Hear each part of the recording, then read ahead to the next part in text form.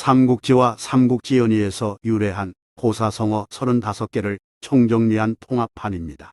삼국지 주요 장면을 핵심적으로 다뤘으므로 요약본이라고도 볼 수 있습니다. 가나 다순으로 배열했으니 시청에 참조하시기 바랍니다. 삼국지 고사성어 계문욱도 거제 두량 계륵 이울에 호한말 손책이 어린 나이에도 불구하고 호걸들을 불러 모아 강동을 정벌하여 오나라의 기반을 닦자 세간에서는 패왕 항우에 비견하여 소패왕이라 불렀습니다.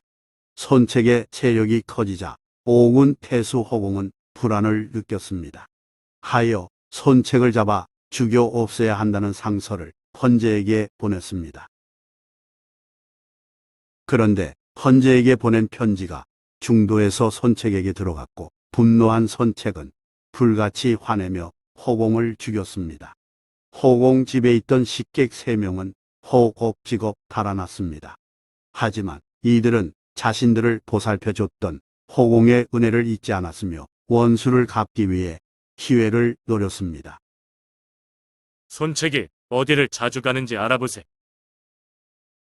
알아본 결과 손책은 사냥을 좋아하여 몇 군데 사냥터를 자주 돌아다녔습니다.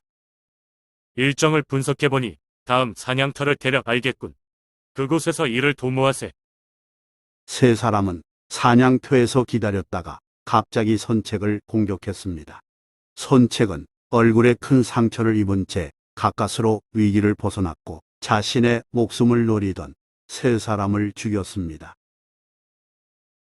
그렇지만 상처가 악화되어 손책은 위독한 상황에 빠졌습니다. 손책은 동생 손권을 불러 유언을 남겼습니다.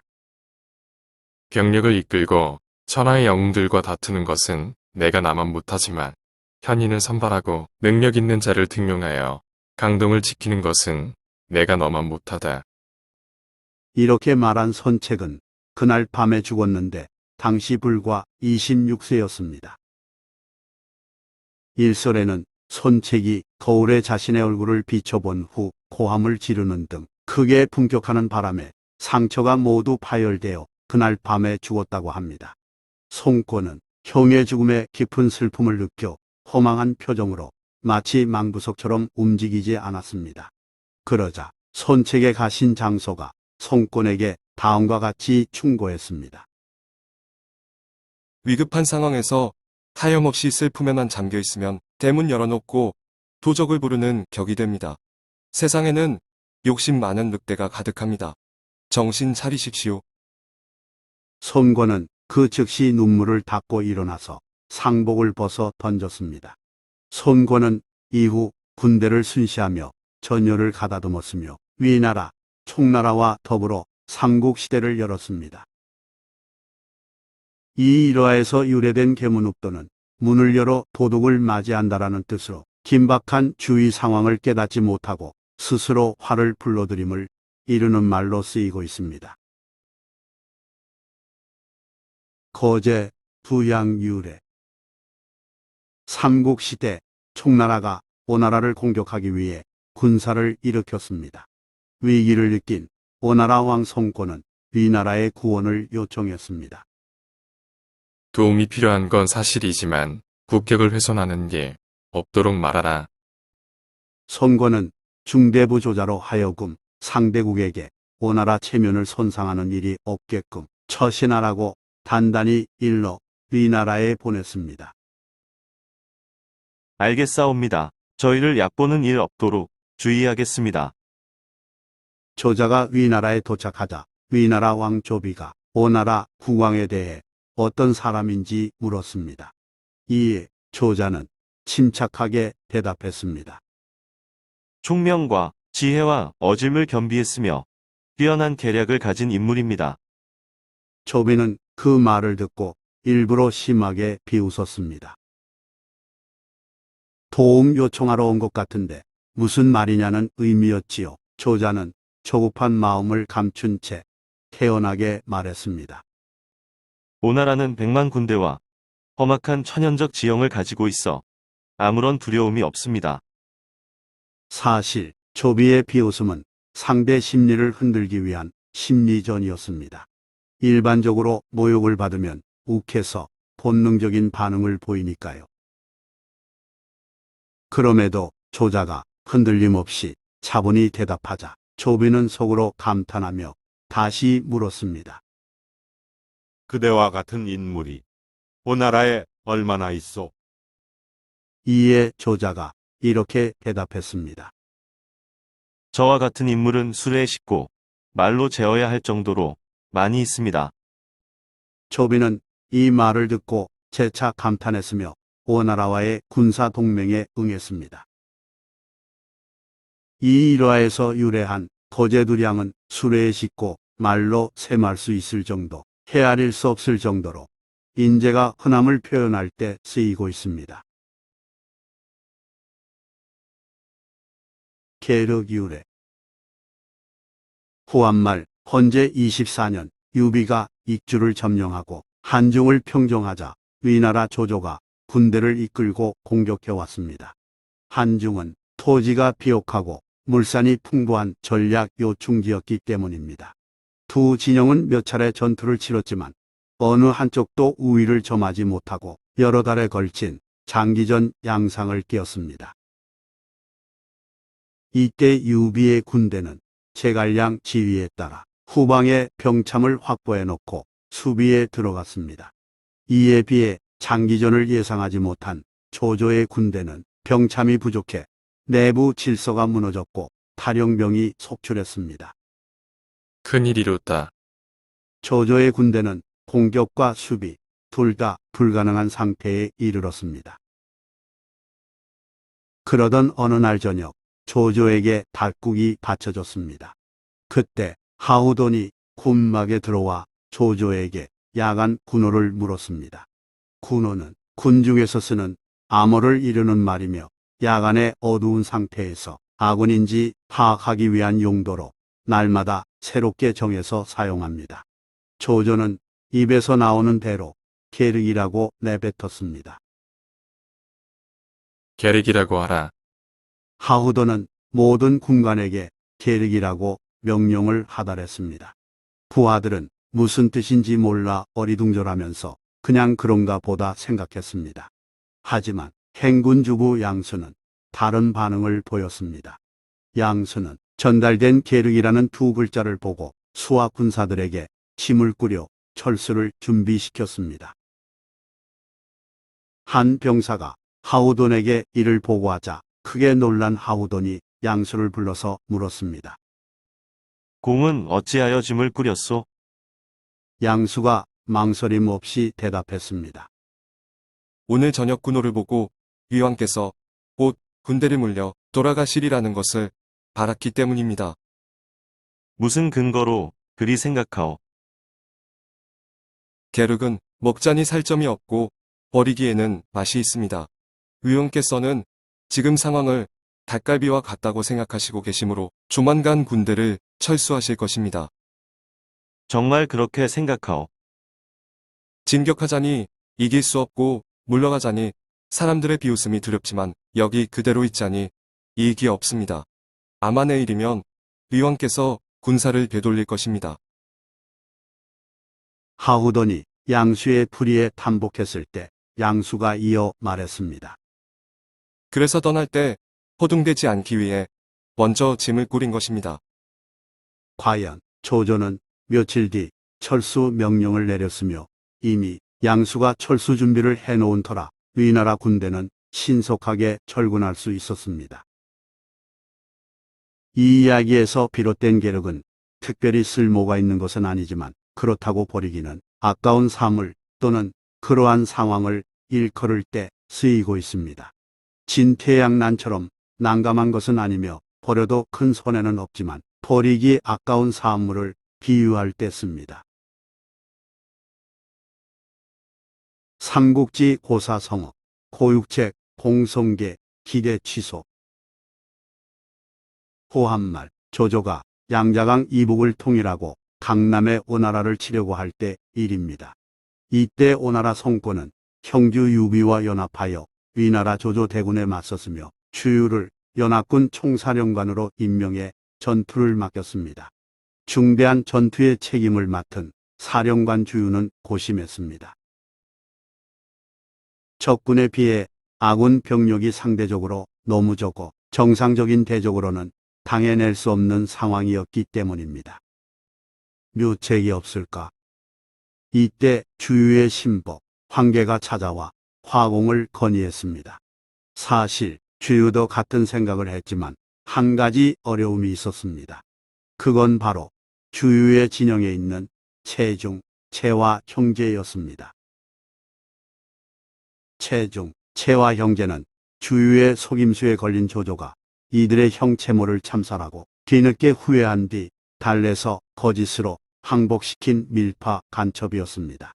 주유는 그걸 알고 있었지만 역이용하고자 모르는 척 받아들인 상태였습니다.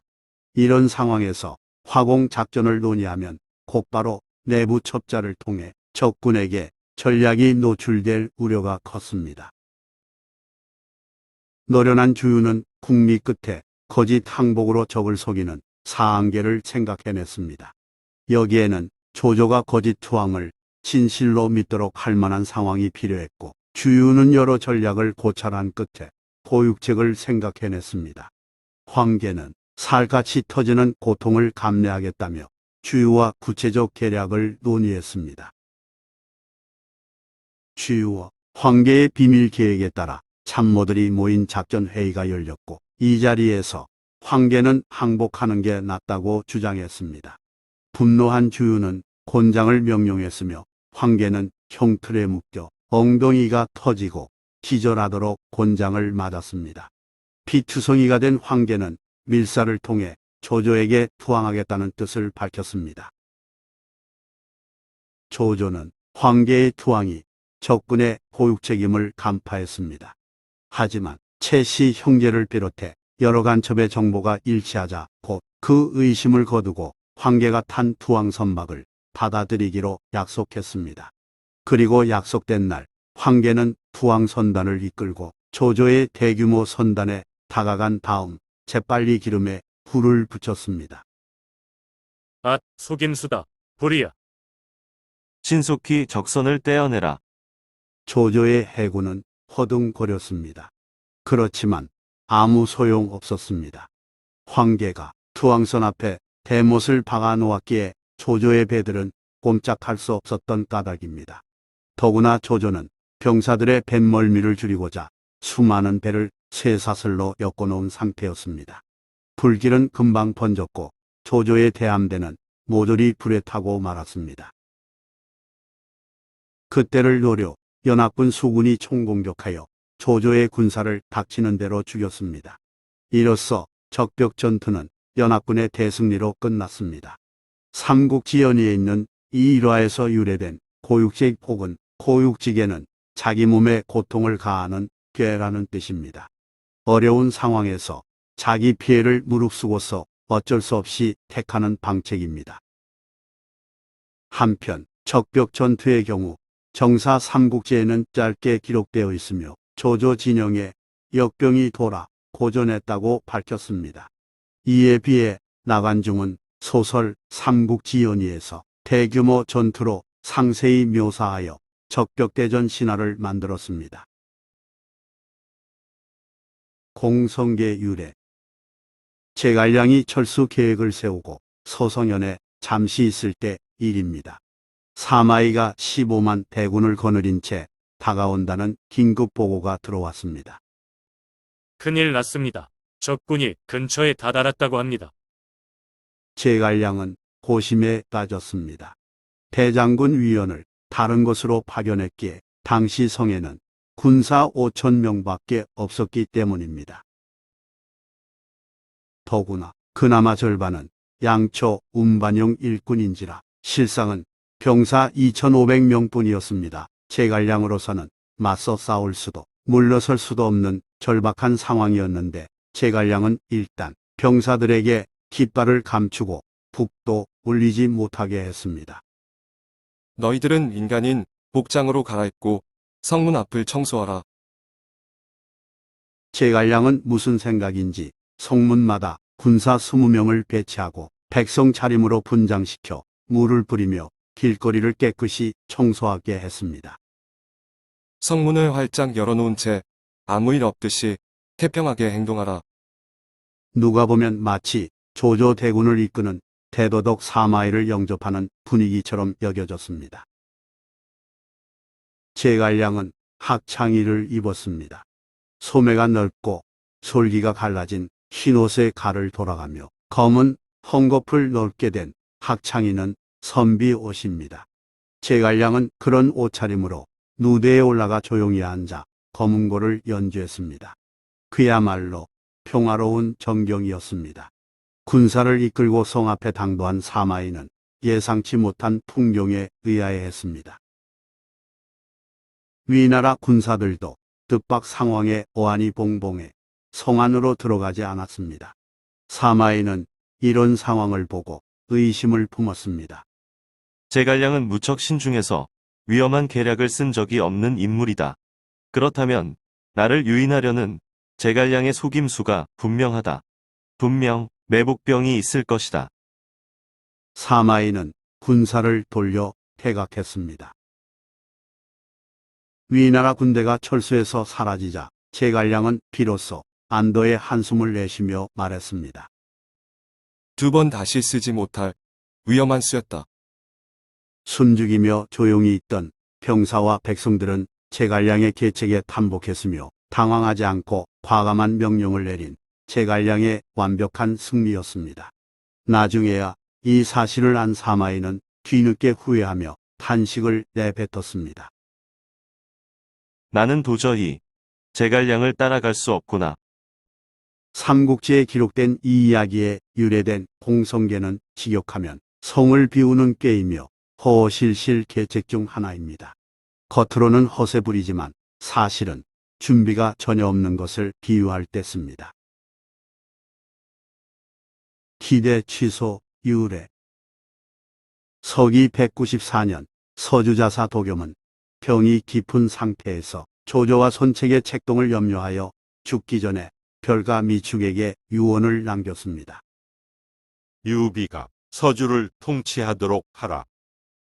당시 연주 견성에 주둔하던 조조는 그 소식을 듣고 크게 화냈습니다. 조조는 그 이전에 도겸을 쳐서 몇 개의 현을 빼앗았지만 강력한 저항에 큰 손실을 입은 바 있었습니다. 유비란 놈이 화살 하나도 쓰지 않고 가만히 앉아서 서주를 차지했다고? 내가 기필코 그놈을 먼저 죽인 후에 도겸의 시체를 갈기갈기 찢어 내 아버님의 한을 풀어드리고 말리라. 조조는 즉시 호령을 내려 그날 군사를 일으켜 당장 서주를 공격하려 했습니다. 정군에게 전달해 출격 준비하라. 그러자 참모 순욱이 와서 조조에게 다음과 같이 조심스레 충언했습니다. 연주는 누구나 탐내는 천하유세입니다. 그러므로 많은 병사를 여기에 두고 서주로 출병하면 용병이 부족하게 됩니다. 그렇다고 적게 남겨두고 출병하면 여포가 허술한 틈을 타서 연주로 쳐들어올 것입니다. 순욱은 이미 유비가 서주 땅을 지키고 있으며 서주 백성들의 신뢰를 얻고 있다면서 저항도 만만치 않으리라는 말을 곁들였습니다. 그리고 깊이 생각하여 결정해달라면서 한마디 더했습니다. 주공께서 연주를 버리고 서주를 취하려 하시면 큰 것을 버리고 작은 것을 얻고자 하는 격이고 근본을 버리고 하찮은 것에 연연해 하는 격이며 안전함을 위태로움과 바꾸는 격입니다. 흥분해 있던 조조는 순욱의 말을 들은 후 생각을 바꿨습니다. 듣고 보니 그의 말이 전적으로 옳았기 때문입니다. 조조는 순욱의 말을 따라 서주를 치는 대신 황건적 잔당이 아직도 날뛰고 있는 진을 차지하고 군사력을 키웠습니다. 삼국지연의에 나오는 이 일화에서 유래된 기대 취소는 큰 것을 버리고 작은 것을 취함이란 뜻입니다. 손익 차이를 헤아리지 못하는 어리석은 생각이나 행동을 비유하는 말로 쓰입니다. 삼국지 고사성어 낭중취물 단기천리, 대기만성. 서기 200년 조조는 당시 최대할거 세력인 원소를 공격하고 싶었으나 동방에 있던 유비가 마음에 걸렸습니다. 원소와 유비가 힘을 합쳐 쳐들어올 가능성이 있었기 때문입니다. 싹을 없애자. 그의 정월, 전략적인 판단으로 조조는 유비에 대한 선제 공격을 단행했습니다. 조조는 신속하게 부대를 이끌고 서주를 공격했고 하비성 전투에서 유비가 아끼는 관우를 생포했습니다. 패배에 달아난 유비는 원소에게 가서 몸을 의탁했고 장비는 산으로 도망가 몸을 숨겼습니다. 도원결의로 의형제 맺은 세 사람은 순식간에 뿔뿔이 흩어지는 신세가 되었습니다. 절호의 기회입니다. 출병하셔야 합니다. 이때 원소의 참모 전풍이 원소에게 조조가 수도로 삼고 있는 허창을 즉시 공격하라고 건의했습니다. 그렇지만 원소는 아들이 병났다는 이유로 군사를 일으키지 않았다가 조조가 출정을 마치고 관도로 돌아온 뒤에야 허창을 공격하려 했습니다. 이때 전풍은 이미 상황이 바뀌었다면서 때가 아니니 뒷날 기회를 봐야 한다고 건의했습니다. 원소는 화내며 말했습니다. 언제는 허창을 공격하라더니 금방 말을 바꾸는구나. 군심을 동요시키는 죄가 크다. 당장 이놈을 투옥하라. 원소는 전풍을 감옥에 넣은 뒤 깃발을 올리고 출병했습니다. 뭐라? 원소가 10만 군대를 일으켰다고? 조조는 태세를 갖추고 적군을 맞이했습니다. 원소와 조조는 수십 위에 걸쳐 진을 구축한 뒤 장기전에 들어갔습니다. 조조 군대의 식량은 나날이 줄어들었습니다. 뭔가 절묘한 대책이 필요했는데 조조의 모사 순유가 그걸 내놓았습니다.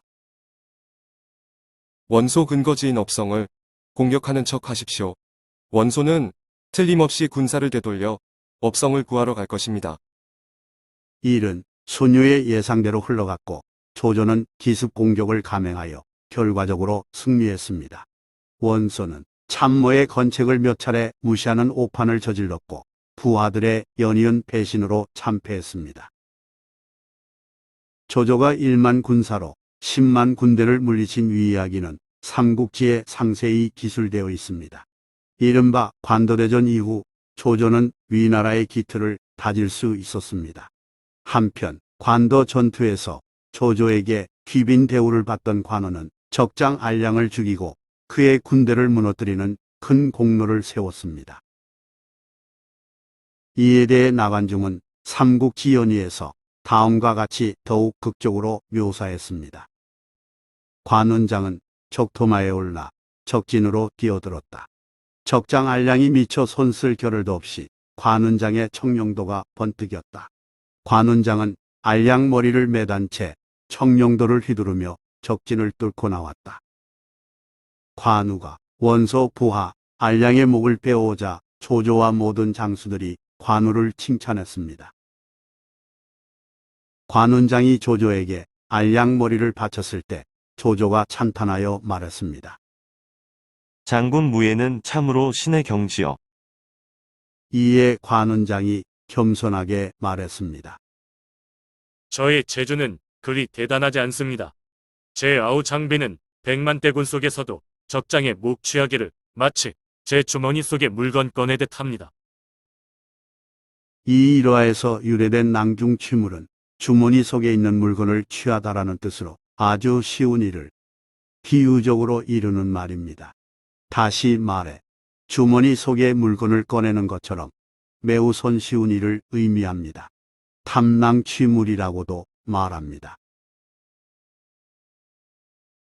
단기천리 유래. 유비 군대가 조조와의 서주 전투에서 패배했을 때 관우는 적군에게 사로잡혔습니다. 적장이 항복을 권하자 관우는 세 가지 조건을 들어주면 그리하겠노라 답했습니다. 첫째, 나는 한나라 황제의 부하이지 주공의 부하는 아니오. 둘째, 유비의 부인 2명을 정중히 보호해 주시오. 셋째, 언제라도 유비의 행방을 알게 되면 형님을 찾아 즉각 떠나겠소.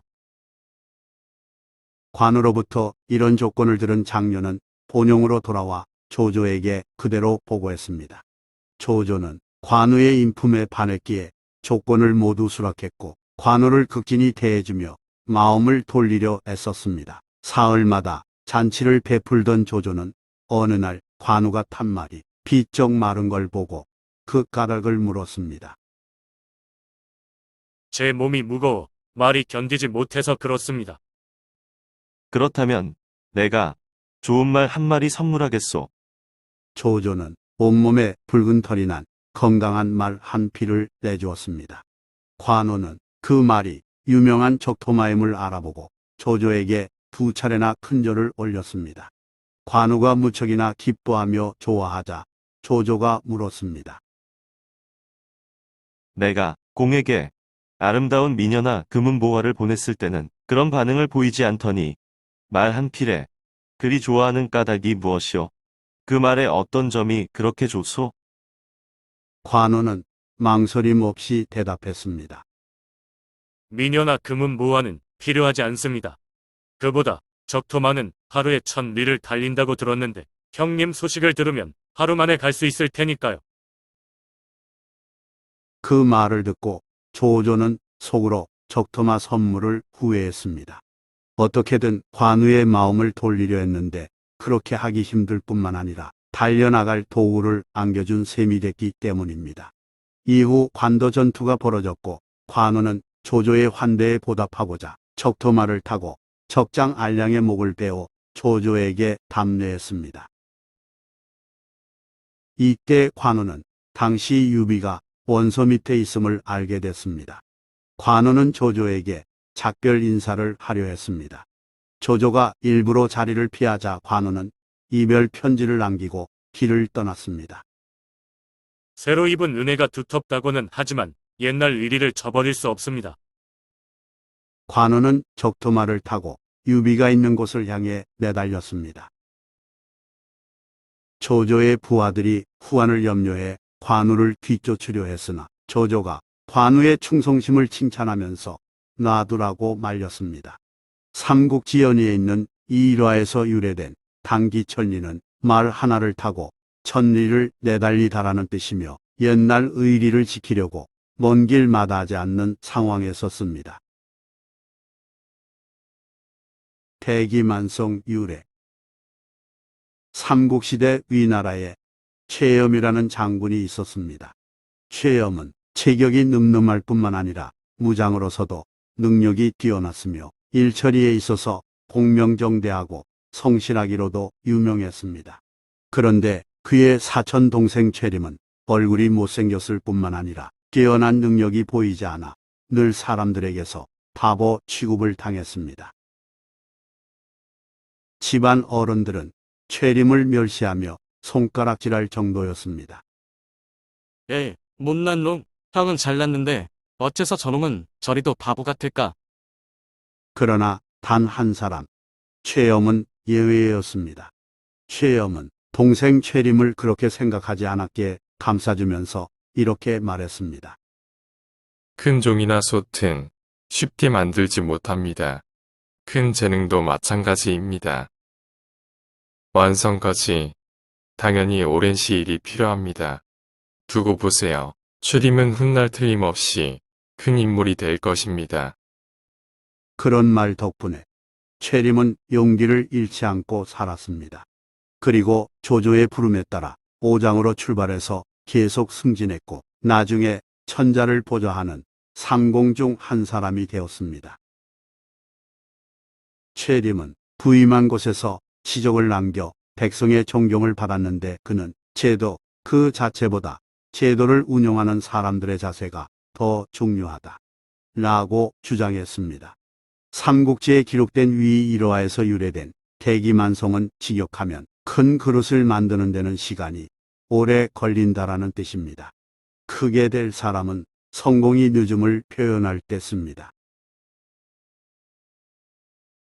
삼국지 고사성어, 대증하약, 보원결의 만전지책, 유래. 대증하약, 유래. 진수의 삼국지에 따르면 화타는 한나라 말기 뛰어난 의술로 신의 칭송을 받은 의학자입니다. 내과는 물론 외과에 뛰어났고 마비산을 발명해 전신마취법을 창안했습니다. 나관중 삼국지 연의에서 화타는 독화살이 박힌 관우의 어깨를 칼로 째고 검게 변한 뼈를 긁어내는 시술로 중독을 없애는 데 성공했습니다. 이때 관우는 마취를 거부하고 태연히 바둑을 뒀습니다. 뼈를 깎는 고통을 참은 관우의 의젓함은 화타의 여러 수술 중에서 매우 인상적인 장면입니다. 뼈를 깎는 고통이라는 말은 살을 애고 뼈를 깎음이란 뜻의 사자성어 각 기사골에서 나왔습니다. 새길 각, 살기, 깎을삭, 뼈골, 우문 그대로입니다. 화타는 잦은 편두통을 호소하던 조조에게 도끼로 뇌를 가르고 풍 일으키는 점액 제거, 뇌 수술을 권하다가 자신을 죽이려 한다는 조조의 의심을 사서 옥에 갇혀 죽었습니다. 그런 화타가 제야에 머물렀을 때의 일입니다. 고을 벼슬아치인 예심과 이연 두 사람이 고열과 심한 두통을 앓았습니다. 여러 의원이 와서 환자들을 살펴보았으나 처방이 모두 소용없었습니다. 결국 명성 높은 화타가 초빙됐으며 화타는 두 사람 상태를 살핀 후 각각 다른 처방을 내렸습니다. 증상이 똑같은 두 사람에게 각기 다른 약을 먹게 하자 사람들은 의아하게 생각하며 그 이유를 물었습니다. 그에 대해 화타는 이렇게 대답했습니다. 예심은 잘못 먹어 신체 내부에 배탈이 났으므로 사약을 먹어야 하고, 이연은 신체 외부 영향으로 감기에 걸린 것이니 발산약을 먹어야 합니다. 이 일화에서 대증하약이란 고사성어가 생겼습니다. 질병 증세에 맞게 약을 써야 함이란 뜻이며 핵심을 파악하여 사정에 따라 문제를 처리해야 함을 비유한 말입니다. 도엄결의 후한 말기 외척과 황관들이 날뛰면서 정치는 문란해지고 민심은 흉흉해졌습니다. 많은 백성이 장각의 깃발 아래로 모여 누런 수건을 머리에 두른 황건적이 되어 왕실을 위협했습니다. 황건적 수는 대략 50만 명에 달하였으며 세력 범위가 넓고 한나라 지방 군대로는 감당할 수 없었습니다. 당황한 조정에서는 황건적을 토벌하기 위해 의영군 모집방을 각지에 붙였습니다. 어느 날 유비는 이 방을 읽어보고 긴 한숨을 내쉬었습니다. 그때 우연히 그 자리에 나타난 장비가 유비에게 꾸짖듯 말했습니다. 대장부가 나라를 위해 힘내려 하지 않고 어째서 한숨만 쉬어. 유비는 이렇게 변명했습니다. 도적을 무찔러 백성을 편안히 할 생각은 간절하나 힘이 없어 한숨을 내신 것이라오. 그러자 장비가 말했습니다. 내 재산을 팔아 고을 용사를 모아 함께 큰일을 합시다. 정말이요? 오, 뜻이 통하는 동지를 만났구려. 유비는 크게 기뻐하며 장비와 함께 마을 주막에 가서 술을 마셨습니다. 둘이 서로에게 술을 따르며 우위를 다지는데 관우가 주막에 들어섰습니다. 관우는 주모에게 의영군 모집에 응해 성으로 들어가는 길이라며 술을 빨리 내달라고 복촉했습니다. 그런 관우를 바라본 유비는 서로 동지가 될 수 있음을 직감했습니다. 여보시오, 잠깐 봅시다. 유비는 관우를 자리로 불러 마음에 있는 바를 이야기했습니다. 그랬더니 관우도 크게 기뻐했습니다. 세상이 어지럽게 돌아감을 걱정하던 세 사람은 이처럼 우연한 만남을 통해 서로 형제애를 느꼈습니다. 누군가의 입에서 의형제 이야기가 나오자 장비가 말했습니다. 말로써 의형제를 맺는 것보다 아름다운 복숭아 동산에서 제사 지내며 우리가 형제 됐음을 하늘에 알리는 것이 더 좋지 않겠습니까? 다음 날 세 사람은 깨끗하게 차려입고 복숭아 동산이 있는 장비의 집에 모였습니다. 복숭아꽃이 활짝 핀 동산에 검은 소, 흰말, 종이돈 등 제물을 차려놓고 제사를 지내며 셋은 다음과 같이 맹세했습니다. 유비, 관우, 장비, 우리 셋은 비록 성은 다르오나 이미 의를 맺어 형제가 됐습니다. 마음과 힘을 합해 곤란한 사람들을 도와 위로는 나라에 보답하고 아래로는 백성을 편안케 하려 합니다. 한 해 한 달 한 날에 태어나지 못했어도 한 해 한 달 한 날에 죽기를 원하니 하늘과 땅의 신령께서는 구보 살펴 의리를 저버리고 은혜를 입는 자가 있다면 하늘과 사람이 함께 죽이소서. 이 일화에서 도원결의라는 고사성어가 나왔습니다. 복숭아 동산에서 의형제를 맺는다라는 뜻이며 뜻이 맞는 사람끼리 행동을 같이 하자고 약속할 때 씁니다. 한편 복숭아 밭에서 의를 맺는 대목은 소설 삼국지 연의에만 보일 뿐 정사 삼국지에는 기록되어 있지 않습니다. 일부 전승되어 오는 이야기에 착안하여 나관중이 뜻깊게 각색한 내용입니다. 만전지책 유래. 후한 말기인 201년 위나라 조조의 군대는 북쪽 원소의 군대를 공격하여 막대한 타격을 주었습니다. 관도에서 격돌할 당시 조조군은 겨우 1만여 명이었으나 원소 군대는 10만이었습니다. 그럼에도 불구하고 조조의 군대는 수적 열세를 딛고 원소의 명장인 알량과 문추를 죽이면서 승기를 잡았습니다. 전세가 이처럼 불리하게 전개되자 다급해진 원소는 유표에게 구원군을 요청했습니다. 그러나 형주 땅의 유표는 말로만 도와주겠다고 할 뿐 느긋하게 대세를 관망하는 자세를 취했습니다. 부하, 한숭과 유서는 그런 상황의 미래를 염려하여 걱정스러운 마음에서 유표에게 진언했습니다. 조조는 원소를 격파한 다음 반드시 우리를 공격해 올 겁니다. 우리가 관망만 하면 양쪽 원한을 사게 됩니다. 그러므로 강한 조조를 따르는 것이 현명한 만전지책입니다. 그러나 우유부단한 유표는 조언을 듣지 않고 결단을 망설였습니다. 이런 처신은 결국 화근을 불러들였습니다. 마침내 관도 전투에서 승리한 조조는 유표로부터 형주를 빼앗았습니다. 후한서에 기록된 이 일화에서 만전지책이란 말이 나왔습니다. 만전은 조금도 허술함이 없이 아주 완전함을 뜻하는 말이니 만전지책은 실패할 위험이 없는 대단히 안전한 계책을 의미합니다. 삼국지 고사성어, 망매지갈, 방골, 방촌이란 유래.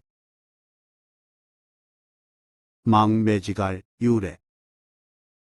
유비가 조조에게 몸을 의탁하고 있을 때의 일입니다.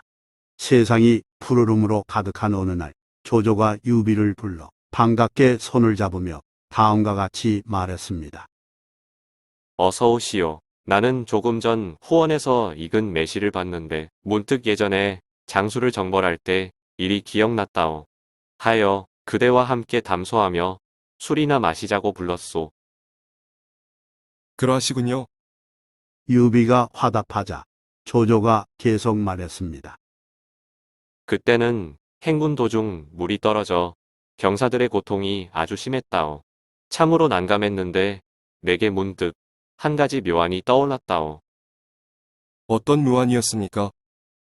유비의 물음에 조조는 빙그레 미소를 지으며 다음과 같이 말했습니다. 나는 그때 말채찍으로 앞쪽의 한 곳을 가리키며 장교와 병사들에게 이렇게 말했소. 저 앞에는 넓은 매실나무 숲이 있다. 그 매실은 아주 시고도 달아 우리 목을 축이기에 충분할 것이다. 그러니 조금만 더 참고 힘을 내어 앞으로 나가자. 유비가 크고 다행이었군요. 라고 맞장구치자 조조가 이어 말했습니다. 내 말을 들은 병사들은 매실의 신맛을 생각하고 입안에 침이 돌아 갈증을 잊게 되었소. 그리고 오래지 않아 물이 있는 곳을 찾아 다행히 갈증과 피로를 해소할 수 있었다오. 조조는 흐뭇한 표정을 지으며 말을 마쳤는데 삼국지연의에 나오는 이 일화에서 망매지갈이란 고사성어가 나왔습니다.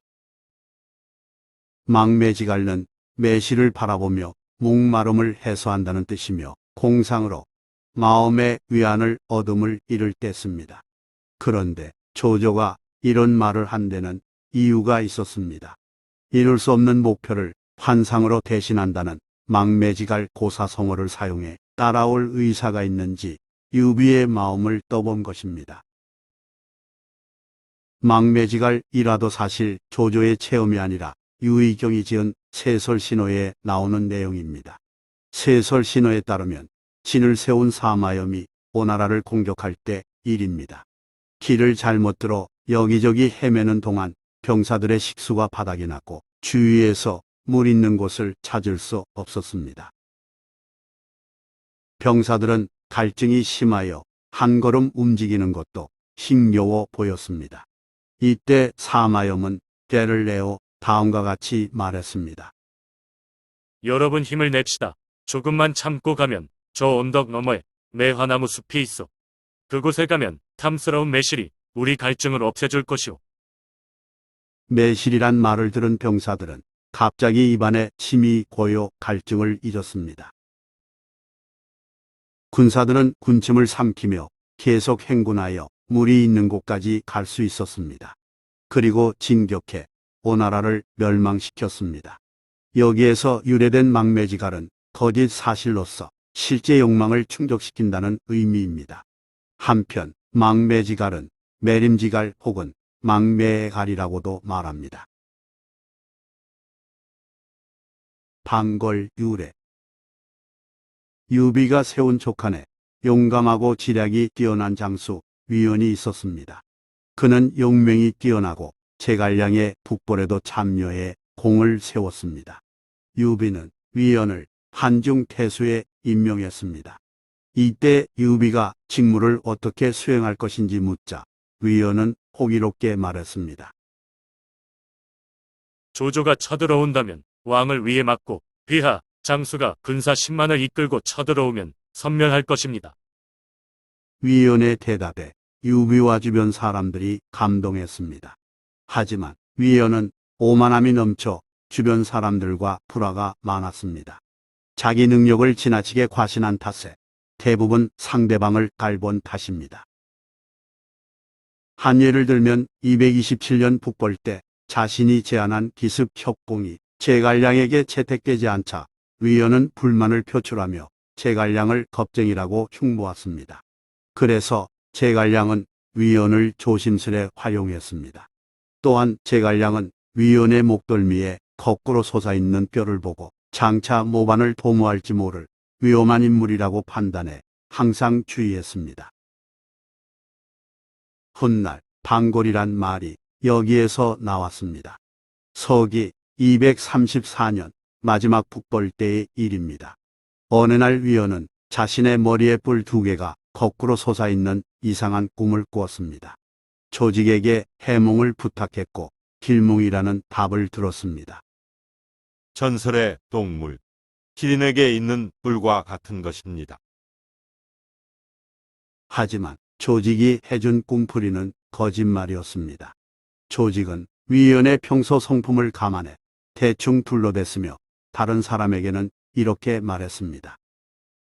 뿔각을 파자하면 칼도 아래 쓸 용이 있는 꼴이요. 머리 위에서 칼을 쓰다니 이것은 대단히 흉한 징조요. 아무래도 위원에게 좋지 않은 불길한 일이 생길 듯하오. 어쨌거나 위원은 조직의 말을 굳게 믿고 모반을 꾀하려 했습니다. 중국 신화에 나오는 외뿔 짐승기린은 흔히 현인이나 뛰어난 성군이 태어남을 의미한다고 알려졌기 때문입니다. 위원은 군주로 등극할 위인이 바로 자신이라고 확신한 것입니다. 하지만 제갈량은 미리 알아차려 대비책을 세웠습니다. 그해 가을 위독해진 제갈량은 신임하는 참모들을 불러 다음과 같은 유언을 남겼습니다. 내가 죽으면 군대를 철수하시오. 위원 장군에게는 최우미를 맡기고 강유 장군은 그 다음을 담당하시오. 혹시 위헌이 따르지 않더라도 바로 출발하도록 하오. 절대로 머뭇거려선 아니 되오.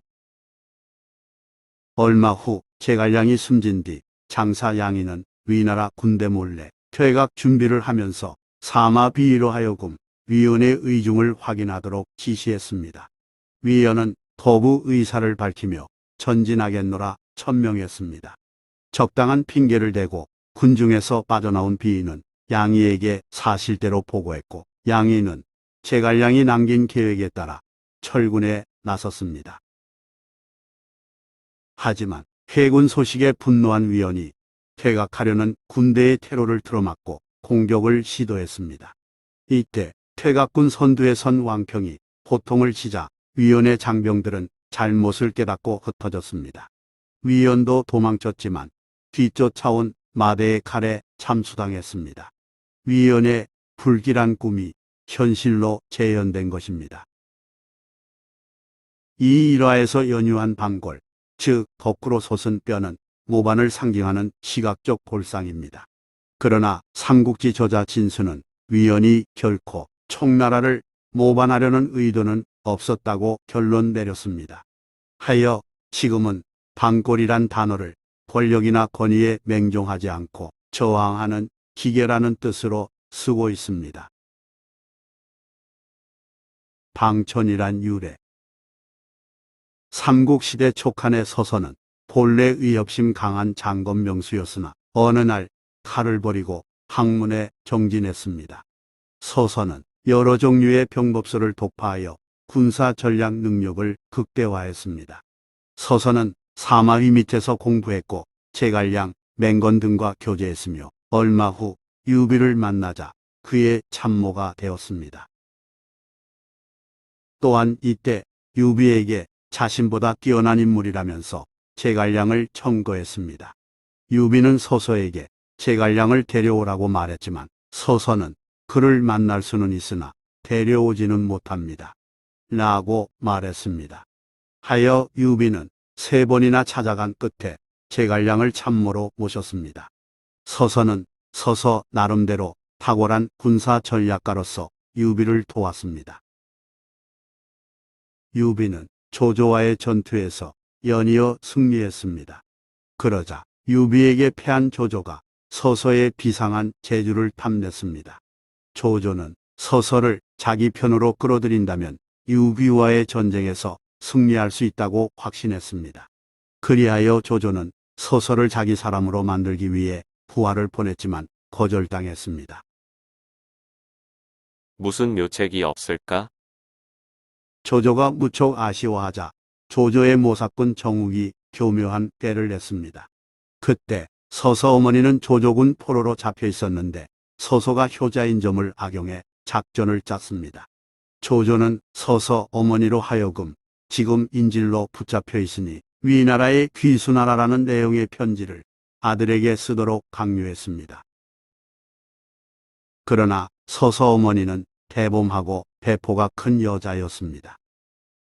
나는 아들에게 그런 내용의 편지를 쓸 수 없습니다.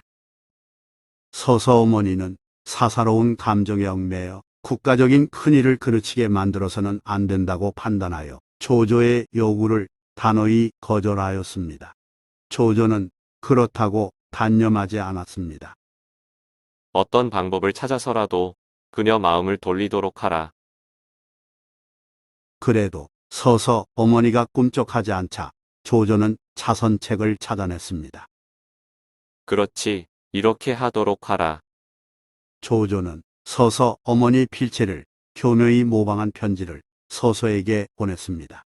서서는 그 편지를 어머니가 보낸 진짜 편지라고 생각했고 유비에게 충성을 다짐한 서서의 마음에 동요가 일어났습니다.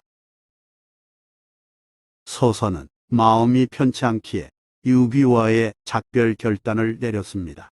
유비가 그와의 헤어짐을 몹시 아쉬워하여 계속 곁에 있어 달라고 부탁하자 서서가 울면서 말했습니다. 제 방촌이 이미 혼란해졌으니 남아있어도 주군에게 전혀 도움이 안 될 것입니다. 그렇지만 떠나더라도 죽을 때까지 조조를 위해서는 단 한 가지 대책도 내지 않겠습니다. 서서가 가슴을 가리키며 말한 방초는 심장을 의미합니다. 고 한자에서는 마음 심자를 방촌으로 표기했습니다. 이에 연유하여 방촌은 사방 한치의 심장에 깃들어 있는 마음을 뜻합니다.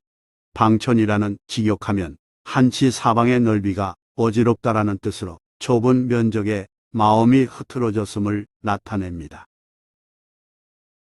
요컨대 방촌이라는 마음가짐이 이미 혼란스러워졌다는 뜻입니다. 정리하자면 방촌이라는 마음이 흔들린 상태에서는 아무 일도 할 수 없음을 가리킵니다. 기본적으로 마음이 편해야 하는 일도 잘 된다. 라는 이야기도 여기에서 비롯됐습니다. 삼국지 고사성어 백미 마량은 후한말 형주 양양 의성 사람인데 5 형제 모두 재주가 뛰어났으며 그들의 자에 모두 상자가 있었기에 사람들은 그들을 오상이라 칭송했습니다. 마연의 자는 백상, 마강의 자는 중상, 마진의 자는 숙상, 마량의 자는 계상, 마속의 자는 유상이었습니다. 이들의 호는 당시 평민 문화를 담고 있으니 보편적으로 첫째, 둘째, 셋째, 넷째 등의 순서를 나타내는 글자인 백중, 숙계 순서대로 이름이나 자를 지었습니다. 5째 마속은 막내이므로 어릴 유를 자에 넣었습니다. 이들 형제 중 여러 면에서 으뜸은 마량이었습니다. 마을 사람들이 마씨 5 형제 중 흰 눈썹이 가장 낫다네라고 평가할 정도였습니다. 여기에서 백미라는 말이 나왔습니다. 마량의 눈썹에는 흰털이 있었는데 이에 연유하여 여러 가운데 가장 뛰어난 사람 혹은 물건을 백미라 부르게 됐습니다. 유비가 촉당에 들어왔을 때 마량은 좌장군연에 임명됐고 나중에 시중에 등용됐습니다. 마량은 유비를 수행하여 일릉 전투에 참가했다가 35세 나이로 죽었습니다. 삼국지에는 이처럼 기록되어 있지만 삼국지연의에는 내용이 하나 더 추가됐습니다. 관우가 화타에게 뼈수술 받을 때 바둑 두는 상대로 마량이 설정된 것입니다. 삼국지 고사성어 부종모혈 하후도는 조조와 한 집안이고 창술에 뛰어났으며 성격이 강직했습니다. 조조가 군사를 일으키자 족제 하우용과 함께 조조의 진영에 참여하여 뛰어난 활약을 보였습니다. 하후도는 재물이 생기면 주위에 아낌없이 나눠줄 정도로 성품이 청렴했습니다. 다른 경제행위는 일절하지 않았으며 관청에서 받은 녹봉을 검소하게 썼습니다. 하후도는 주로 후방에서 거점 방어를 맡아 조조가 안심하고 나라들을 통치할 수 있게 도왔습니다. 조조가 여포를 공격했을 때 일입니다. 하후도는 여포의 부하 고순과 결전을 벌였는데 몇 차례 합을 겨룬 후 고순이 하후돈을 당하지 못해 도망쳤습니다. 적진에 있던 조성이 이를 보고 고순을 돕고자 활을 당겨 하후돈에게 날렸습니다. 슝 날아온 화살이 그대로 하후돈의 왼쪽 눈에 박혔습니다. 하후돈은 비명을 지르면서도 즉시 손으로 화살을 뽑았습니다. 이때 화살에 눈알이 붙어 나왔습니다. 그러자 하후돈은 큰 소리로 다음과 같이 말하며 눈알을 입에 넣어 삼켰습니다. 내 몸은 아버지의 정기와 어머니의 피로 만들어졌으므로 아무것도 버릴 수 없다. 그런 뒤 하후돈은 자기에게 화살을 쏜 조성을 쫓아가 죽였습니다. 이후 한쪽 눈이 잃은 하후돈에게 맹인 하후라는 뜻의 맹하후란 별명이 생겼는데 하후돈은 이를 싫어해서 거울 볼 때마다 화내며 땅에 내던졌다고 합니다. 위에 일하는 삼국지연의에 나오는 내용입니다. 정사 삼국지에는 하후돈이 유시에 맞아 왼쪽 눈을 잃었다고 기록됐지만 나관중은 긴장감 넘치게 좀 더 극적으로 묘사한 것입니다. 이 이야기에서 연유한 부종모혈은 아버지 정기와 어머니 피라는 뜻이며 자식은 부모에게서 몸과 정신을 물려받았으므로 몸을 아끼고 부모님 은혜를 잊으면 안 된다는 말입니다. 삼국지 고사성어 부중치원. 서기 210년 동호 대로도 주유가 병으로 죽었습니다. 208년 조조가 대군을 이끌고 남하했을 때 이에 대항해 3만 군사를 지휘해 적벽대전을 승리로 이끈 명장 주유가 숨진 것입니다. 주유가 질병으로 죽었다고? 뜻밖의 소식에 놀란 친구 방통이 몹시 슬퍼하며 달려와 조문하였습니다. 방통은 봉황의 새끼라는 뜻의 봉추라는 표로를 지닌 명성 높은 인물이었습니다. 봉추는 제왕을 곁에서 모실 인물이란 뜻을 함축한 표로이며 방통은 박학다식할 뿐만 아니라 인물 평가를 잘하는 한편 숨은 인재를 찾아 육성하는 일에도 힘썼습니다. 그런 방통이 동호 지방에 오자 문상을 마친 방통이 떠나기에 앞서 환송 자리가 마련됐습니다. 동호 명사인 육적, 고소, 전정 등이 그 자리에 참석했습니다. 육적, 고소, 전정 등은 방통과 인사를 나눈 후 인물평을 듣고 싶어 했습니다. 방통의 인물평가가 전국을 찌르기로 유명했기 때문입니다. 방통은 다음과 같이 말했습니다. 육적은 뛰어난 다리 힘을 가진 둔한 말과 같다고 말할 수 있고, 고소는 무거운 짐을 지고도 멀리 갈 수 있는 둔한 소와 같다고 말할 수 있습니다. 다시 말해 육적은 빨리 달리는 말과 같은 인재이고 고소는 힘든 일을 이겨내며 일하는 성실한 소와 같으며 전종은 지혜는 좀 떨어지지만 그 역시 당대의 인재라고 평했습니다. 듣기에 따라서는 육적이 최고 인재로 여겨졌습니다. 그러자 어떤 사람이 방통에게 육적의 재능이 고소를 능가한다는 뜻이냐고 물었습니다. 방통은 이렇게 대답했습니다. 말은 민첩하여 빠르게 달릴 수 있지만 한 사람밖에 태울 수 없소. 하지만 소는 하루에 300리를 갈 수 있거니와 소가 짊어진 짐이 어찌 한 사람의 몸무게만 되겠소? 능력이라도 쓰임새가 다르지만 길게 봤을 때는 고소가 육적보다 낫다는 의미였습니다. 삼국지에 나오는 이 일화에서 부중치원이란 사자성어가 나왔습니다. 부중치원은 무거운 물건을 지고 먼 곳까지 가다라는 뜻이며 중요한 직책을 맡을 수 있는 역량이 있음을 비유하는 말입니다. 한편 부중치원의 어원은 인중치원입니다. 주역에 다음과 같은 내용이 있습니다. 소를 길들이고 말을 타게 하여 무거운 것을 끌어 먼 곳에 운반하게 함으로써 천하를 이롭게 했는데 이는 수괴에서 취한 것이다. 삼국지 고사성어 비육지탄. 후한 말기 유비는 황건적 난을 평정하고 여포를 제압한 공로로 조조에 의해 좌장군에 임명됐습니다. 그러나 조조를 죽이려던 계획이 들통나서 탈출해 형주의 유표의 몸을 의탁했습니다. 유표는 전한 경제의 11대 손이며 혼란기에 형주를 다스린 인물입니다. 유비 역시 경제의 후손이기에 같은 황족으로서 유표의 보호를 받았습니다. 그러던 어느 날 유비는 유표의 부름을 받고 형주성에 갔습니다. 유표는 유비를 위로해주고자 잔치상을 차려주었고 술을 여러 차례 따라주며 이런저런 말을 나눴습니다. 그런데 유비는 술을 마시던 중 화장실에 다녀왔는데 유표가 그의 눈가를 보니 눈물 자국이 있었습니다. 슬픈 얘기를 나누지 않았기에 유표는 의아하게 생각해 이유를 물었습니다. 유비는 이렇게 대답했습니다. 지금까지 하루도 말 안장에서 떠난 적이 없어 멀쩍다리에 살이 붙은 적이 없었는데 이제는 오랫동안 말을 타지 않으니 이렇게 살이 붙었습니다. 세월은 바삐 흐르고 몸은 늙어가는데 이렇게 아무런 공도 쌓지 못하고 있는 신세가 한탄스럽고 처량할 뿐입니다. 당시 유비는 이미 40대 중반을 넘어 뜻을 펼치지 못하고 세월만 헛되이 보내고 있음을 슬퍼한 것입니다. 하지만 얼마 후 유비는 관우, 장비와 의형제를 맺고 촉한을 세웠습니다.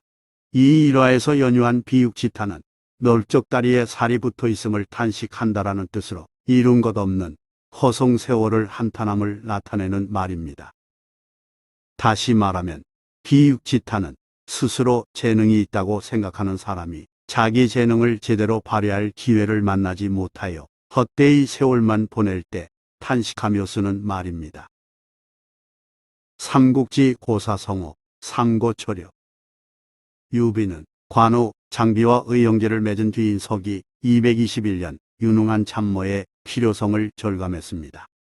누가 좋겠소? 유비는 여러 사람을 통해 은거 중인 제갈량의 존재를 알게 되었습니다. 직접 가셔야만 제갈량이 움직일 겁니다. 참모 서서의 조언에 따라 유비는 남양에서 농사짓고 사는 제갈량의 초가집을 찾아갔습니다. 하지만 제갈량은 유비의 부름에 응하지 않았습니다. 유비는 재차 제갈량 집으로 찾아갔지만 이번에도 결과는 마찬가지였습니다. 유비가 다시 또 제갈량을 찾아가려 하자 이번에는 관우와 장비가 극구 말렸습니다. 그는 뜻이 없으니 소용없는 일입니다. 그러나 유비는 현명한 참모를 맞이하기 위한 예의라고 생각하여 인내심을 발휘해 제갈량 초당을 방문했습니다. 그러자 감격한 제갈량이 밖으로 나와 유비에게 충성을 약속했습니다. 세 번째 방문을 못마땅해 했던 관우와 장비는 묵묵히 그 장면을 지켜보았고 유비는 제갈량 손을 잡으며 기뻐했습니다. 이때의 일에 대해 제갈량은 훗날 출사표에서 다음과 같이 밝혔습니다. 선제께서 스스로 몸을 굽혀 신의 초가집으로 3번 찾아오시어 신에게 당세 일을 자문하셨습니다. 이로 인해 감격하여 드디어 선제를 위해 열심히 뛰어다닐 것을 허락했습니다. 이 일화에서 연유한 삼고초려는 직역하면 초가집을 3번 돌아보다이며 유능한 인재를 맞아들이기 위하여 참을성 있게 노력함을 비유하는 말입니다. 당시 제갈량은 27세, 유비는 47세였음을 감안하면 유비가 얼마나 공들였는지 알 수 있습니다. 그런 까닭에 삼고초려는 인재를 맞이할 때 진심으로 예를 갖춘다는 뜻으로 쓰입니다. 삼국지 고사성어 소회간파. 후한 헌제 때 활약한 문인 7명, 건한 7자 중 한 사람인 공룡은 공자 23손이며 한나라 헌제 밑에서 벼슬을 지냈습니다. 건한 7자는 조조, 조비, 조식 등 조씨 3부자 밑에서 지냈지만 공룡은 일찍이 황제 자리를 노리는 조조의 야심을 간파하고 그를 멀리하였습니다. 나를 냉담하게 대하다니 두고 보자. 조조는 자기를 무시하는 공룡에게 분노와 원한을 품었습니다. 훗날 조조가 유비와 송권을 정벌하려고 50만 대군을 일으켰을 때 일입니다. 공룡은 이에 대해 반대했지만 조조가 듣지 않자 뒤에서 짧게 몇 마디 불평했습니다. 공룡과 사이 나쁜 어사대부 치려가 옳거니 너 잘 걸렸다 라고 생각하며 그걸 그대로 조조에게 고자질했습니다. 무엇이라. 감히 나를 욕하다니. 당장 공룡을 잡아들이라. 분노한 조조는 조정을 비방했다는 죄목을 들어 공룡을 체포하라 지시했고 눈의 가시로 여겼던 공룡을 사형에 처했습니다. 당시 공룡에게는 7세 딸과 9세 아들이 있었습니다. 이들은 아버지가 잡혀가던 순간 묵묵히 바둑을 두고 있었습니다. 어떤 사람이 물었습니다. 아버지가 잡혀가는데 어째서 일어나 도망하지 않니? 그러자 공룡의 딸이 침착하게 새의 둥지가 부서졌는데 어찌 알이 깨지지 않겠어요? 라고 대답했습니다. 주인이 안쓰럽게 여기며 육즙을 주자 오빠가 마셨고 그걸 본 여자아이가 오늘 화를 당했는데 어찌 오래 살 수 있겠어요? 육즙 맛이 느껴져요? 라고 질책하듯 말했습니다. 그 말을 들은 오빠가 부끄러움에 울다가 그쳤습니다. 사람들은 공룡 딸의 의연함과 대담함에 혀를 내둘렀습니다. 공룡딸이 당돌하게도 이러저러한 말을 했다고 합니다. 누군가 조조에게 이 사실을 보고했습니다. 어린 나이이지만 예사롭지 않은 비범함에 놀란 조조는 후한을 없애야겠다는 생각에 공룡의 아들, 딸을 잡아오도록 명했습니다. 공룡의 딸은 붙잡혀 와서도 당당한 태도를 유지했습니다. 그뿐만 아니라 오빠에게 죽은 뒤에 홀령이 남아 부모님과 함께 할 수 있다면 어찌 즐거운 일이 아니겠어요? 라고 말하며 형 집행을 기다렸습니다. 죽는 순간까지 얼굴색이 변하지 않고 조금도 상심하지 않는 공룡딸의 처신은 그 아버지의 그 딸, 아버지 못지않은 인물인데 아깝네. 라는 등 두고두고 사람들 입에 오르내렸습니다. 후한서에 기록된 이 일화 중 공룡딸의 말에서 소회란파란 사자성어가 나왔습니다.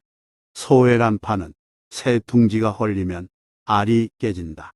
즉, 조직이나 집단이 무너지면 그 구성원들도 피해 있게 됨을 비유한 말입니다. 삼국지 고사성어 수불석권 활목상대 삼국시대 오나라 왕 손권의 부하 장수 여몽은 어릴 때 경전을 익히지 않아 대부분 글 대신 말로 대신했습니다. 손권은 요직을 맡은 여몽에게 학문에도 힘쓰기를 권했습니다. 경전을 공부해서 지식을 쌓도록 하오. 이와 같은 손권의 권유에 여몽은 이렇게 변명했습니다. 군중 업무가 많은데 책 읽을 짬이 있을지 모르겠습니다. 이에 손권은 여몽을 크게 질책했습니다. 무술만 연마하고 학식이 없으면 큰일을 어찌 맡겠소. 광무제는 군무를 보면서도 손에서 책을 놓지 않았고 조조 역시 늙어서도 배움이 좋다 하였소. 그런데 경은 왜 노력을 안 하려 하오? 손권은 여몽에게 자신보다 일이 많겠냐고 핀잔을 주는 한편으로 총명하고 이해력이 있어 공부하면 반드시 얻게 될 게 있으리라고 다독이면서 계속 말했습니다. 내가 경에게 경학을 공부해 박사라도 되라는 게 아니오. 다만 선인들이 남긴 기록을 섭렵하라는 것이오. 내가 삼사와 모든 병서를 살펴봤는데 큰 이익이 되는 것 같소.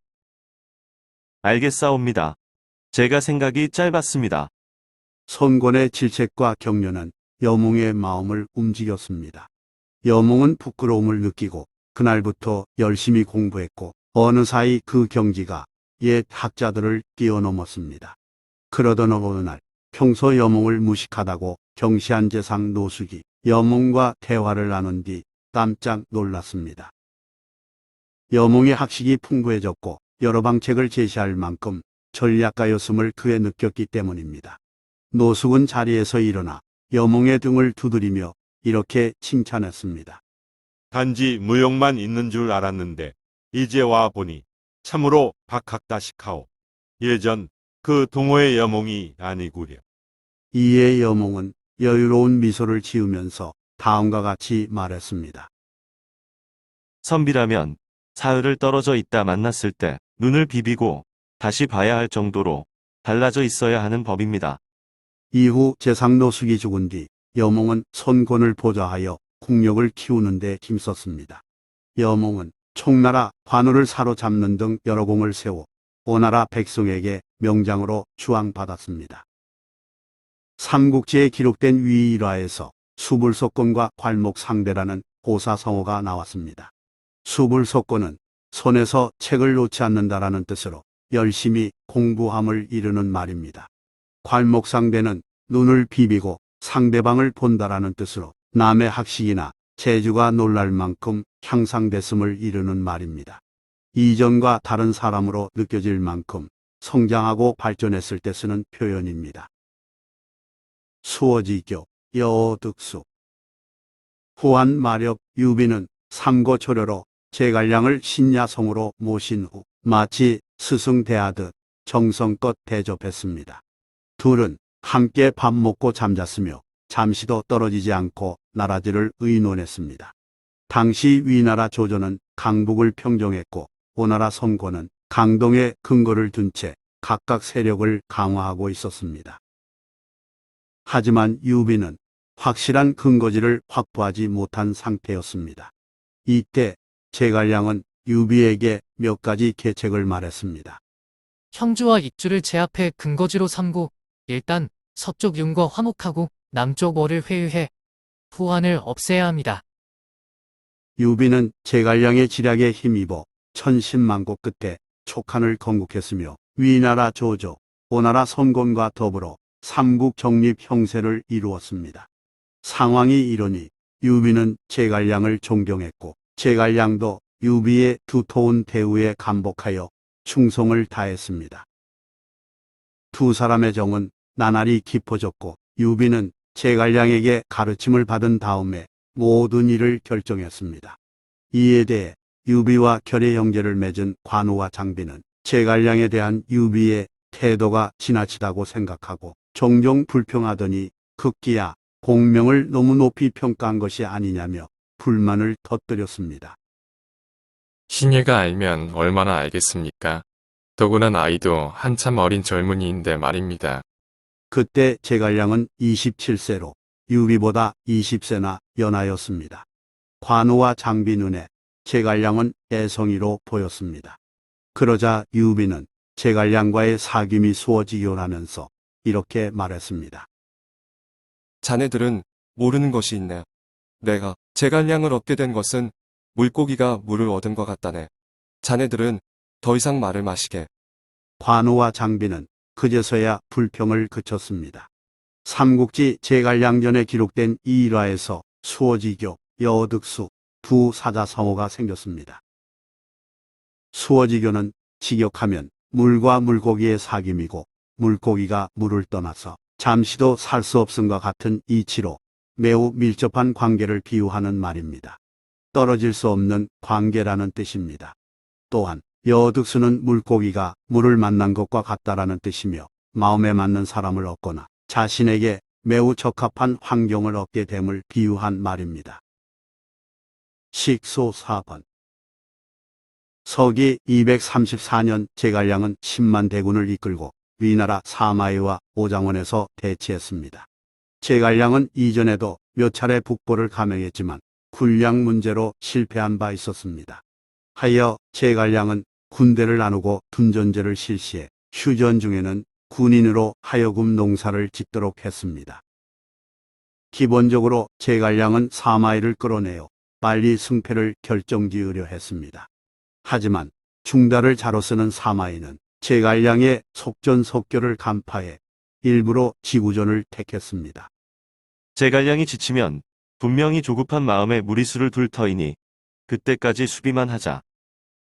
제갈량이 사마이에게 수시로 싸움을 걸어도 사마이는 성문을 굳게 닫고 지킬 뿐 맞대응해서 싸우려 하지 않았습니다. 그러자 제갈량은 사마이를 화나게 만들기 위해 계략을 썼으며 사신을 통해 여인들이 사용하는 두건과 의복을 보냈습니다. 당신은 여자나 다름없는 겁쟁이라는 의미의 선물이었습니다.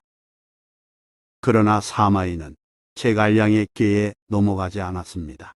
받은 선물을 보고 회심의 미소를 지은 사마이는 제갈량이 보낸 사신에게 오히려 제갈량 근황을 물었습니다.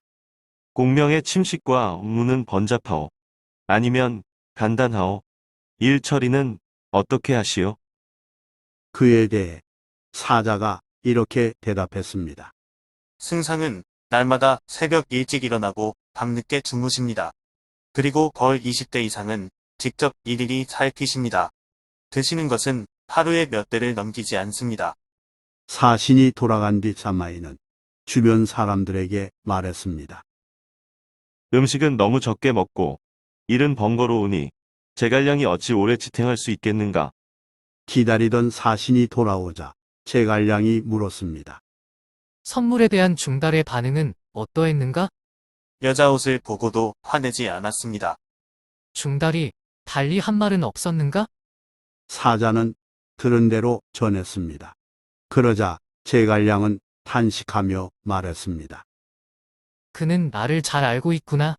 중달의 말처럼 나는 아무래도 오래 살 것 같지가 않구나. 과연 제갈량은 곧 병이 깊어져 진중에서 죽었습니다.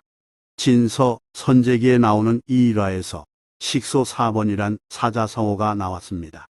식소 4번은 먹는 것은 적고 일은 번거롭다, 즉 몸을 돌보지 않고 바쁘게 일하는 것을 비유하는 말입니다. 육적 해결.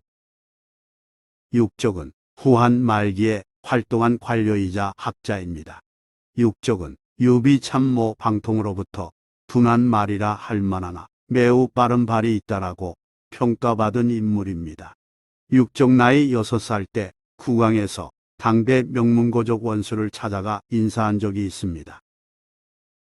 그날 원술이 육족에게 귤 3개를 먹으라고 주었습니다. 당시 귤은 매우 귀한 과일이었습니다. 고맙습니다. 육족은 감사 인사를 한 뒤 귤을 먹는 채 하면서 슬그머니 품속에 감추었습니다. 그런데 잠시 이야기를 나누고 집에 가려고 일어설 때 품에 감추었던 귤이 방바닥에 떨어졌습니다. 툭 떼구르르. 뜻밖의 상황에 육족은 당황해했습니다. 원술이 그 모습을 보고 육족에게 이유를 물었습니다. 손님으로 와서 어찌 귤을 먹지 않고 품속에 넣었느냐? 그러자 육족은 무릎을 꿇고 대답했습니다. 집으로 돌아가 어머니께 드리고 싶어서 그랬습니다. 그 말을 들은 원술은 육족을 기특하게 여겼고 그 효심에 감복했습니다. 삼국지에 나오는 이 고사에서 육족회귤이란 사자성어가 유래했습니다. 육족회귤은 직역하면 육족이 귤을 품다이며 지극한 효성을 비유하는 말로 씁니다. 읍참마석. 유비가 죽은 뒤인 서기 227년 제갈량은 유비의 유지를 받들고자 위나라를 정벌하기 위해 출정했습니다. 한중을 장악한 제갈량은 고지여 결전지 기산에 이르렀습니다. 내가 직접 상대해 주마. 이에 당시 위나라 국권을 장악한 사마이는 직접 20만 병력을 이끌고 기산에 달려와 방어진을 만들고 본격적인 수비에 나섰습니다. 제갈량은 상대가 사마이인지라 돌파 전략 마련에 고심했습니다. 결전을 앞두고 가장 큰 문제는 보급 수송로 요충지인 가정을 어떤 장수에게 맡기느냐는 것이었습니다. 제가 그 임무를 맡겠습니다. 젊은 장수 마석이 자원하고 나섰습니다. 마석은 제갈량의 친한 친구이자 조정 중신인 마량의 아우이고 병서도 많이 읽은 인물이었습니다. 마석은 촉망받는 인물이었지만 제갈량은 어딘지 미덥지 않은 점이 있어서 조심스레 말했습니다. 상대는 노예한 사마의야. 만약 가정을 잃으면 이번 출정은 헛일이 되네. 제갈량은 신중히 말했지만 마석은 당당하게 말했습니다. 저를 믿지 못하신다면 제 목숨을 걸겠습니다.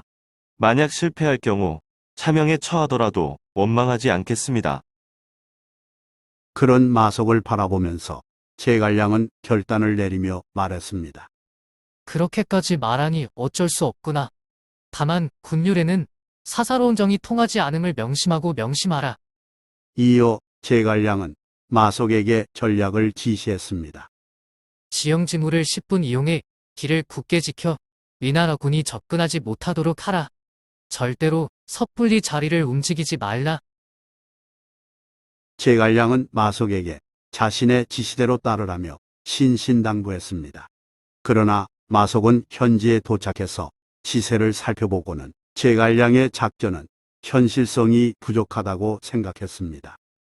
적의 진출 임로를 막는 일은 실효성 없는 일이로다. 그보다는 산 위에다 진을 쳐서 적군을 유인해 역공을 취하는 것이 훨씬 효과적인 작전임에 틀림없어. 병복 이론을 과신한 마석은 산 정상에 진을 치고 적이 나타나기를 기다렸습니다. 이윽고 위나라군이 나타났는데 그들은 결전을 서두르지 않고 산 기슭을 포위한 채 시간만 끌었습니다. 이거 참 적진을 공격할 기회가 없네. 당황한 마석은 다른 묘책을 마련하지 못했고 시간이 지날수록 마석의 병사들은 식수와 식량이 바닥나서 큰 고난을 겪었습니다. 마석은 뒤늦게 후회했습니다. 남은 선택은 돌파로 포위망을 뚫는 일밖에 없었습니다. 마석은 병사들을 이끌고 적진에 뛰어들었고 그 결과 부하들은 대부분 죽었습니다. 혼자 구사일생으로 살아 제갈량이 있는 본진에 도착한 마석은 눈물을 흘리며 자책했습니다. 그렇게도 우려했던 일이 벌어졌기에 제갈량의 마음은 참담했습니다. 이번 출정도 또 물거품이 됐구나. 제갈량은 명령을 어긴 마석을 군율에 따라 처형하겠다고 밝혔습니다. 많은 사람이 마석의 재주를 아까워하며 그 결정을 말렸지만 제갈량은 단호한 태도로 이렇게 말했습니다. 절친한 마량의 아우이고 나 역시 그를 사랑하는 마음이 크오. 그러나 사사로운 정 때문에 군율을 어기면 앞으로 여러 장수와 병사들에게 어떻게 기강을 말할 수 있겠소? 마석은 울면서 제갈량에게 절한 다음 형장으로 향했습니다. 그런 마석의 뒷모습을 바라보면서 제갈량은 소매자락으로 얼굴을 가리고 흐느꼈습니다. 제갈량은 오래도록 애통해하며 울었습니다. 이 일화에서 유래된 읍참마석은 직역하면 울면서 마석을 배다이며 개인 감정에 얽매이지 않고 엄격히 법을 지켜 기강을 세우는 일에 비유할 때 씁니다. 조조 3서. 조조는 대군을 이끌고 출전한 적벽대전에서 크게 패한 후 겨우 군사 1,000명을 이끌고 일흥으로 향했을 때의 일입니다. 중간쯤에서 조조가 이곳이 어디냐고 묻자 측근이 답했습니다. 오림 서쪽, 의도 북쪽입니다. 조조가 지세를 살펴보니 험준하고 숲이 울창했습니다. 조조는 갑자기 하늘을 쳐다보며 크게 웃음을 터뜨렸습니다. 장군들이 이유를 묻자 조조가 말했습니다. 주유는 책모가 없고 제갈량은 지혜가 부족함을 비웃었다오. 나라면 이곳에 군사를 매복해 두었을 것이요. 그러면 꼼짝없이 당할 수밖에 없지 않았겠소? 그런데 조조의 말이 끝나자마자 양쪽에서 복병이 쏟아져 나왔고 적장 조자룡이 크게 외쳤습니다. 군사의 영을 받들어 너희들을 기다린 지 오래됐노라. 깜짝 놀란 바람에 말에서 떨어질 뻔한 조조는 급히 말을 달려 가까스로 위기를 벗어났습니다. 조조는 호로구에 이르러 나무 밑에서 잠깐 쉬더니 이내 또다시 크게 웃었습니다. 측근이 그 이유를 물었습니다. 승상께서 주유와 제갈량을 비웃다가 조자룡이 나타나 많은 인마를 잃었는데 지금 또 왜 웃으십니까? 그러자 조조는 여전히 우월한 표정으로 말했습니다. 그래도 주유와 제갈량이 지모가 부족함을 비웃었노라. 나라면 이곳에 복병을 대기시켜 놓았을 것이다. 피로에 지친 적을 공격하면 중상을 면치 못할 테니 말이다. 푸하하.